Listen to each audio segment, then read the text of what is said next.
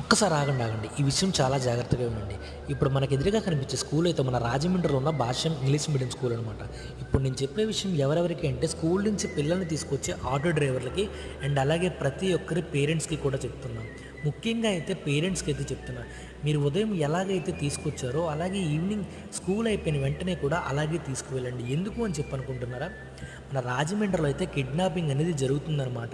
పిల్లల్ని అయితే ఎత్తుకెళ్ళిపోవడం జరుగుతుంది. మొన్న ఈ మధ్య నామవరంలో ఒక పిల్లాడిని అయితే ఎత్తుకెళ్ళిపోతుంటే వీధిలో వాళ్ళు ఎవరో చూసి పట్టుకొని వాడి కాళ్ళు చేతులు విరిపి మొత్తానికి పోలీస్ స్టేషన్లో అయితే అప్పచెప్పారనమాట. నేను నార్మల్గా స్కూల్లో అయితే గమనిస్తున్నాను టీచర్స్ ఎలా చూసుకుంటున్నారు ఏంటని. టీచర్స్ అయితే చాలా అంటే చాలా బాగా చూసుకుంటున్నారు. ప్రతి ఒక్కరి పేరెంట్స్ వచ్చిన తర్వాతే స్టూడెంట్ని అయితే పేరెంట్స్కి అయితే అప్పచెప్తున్నారనమాట. టీచర్స్ అయితే చాలా అంటే చాలా బాగా చూసుకుంటున్నారు. స్కూల్లో అయితే ఎటువంటి తప్పు లేదు. మీ పేరెంట్స్ అందరికీ చెప్తున్నాను, పిల్లల్ని అయితే చాలా జాగ్రత్తగా స్కూల్కి తీసుకొచ్చి తీసుకువెళ్ళండి.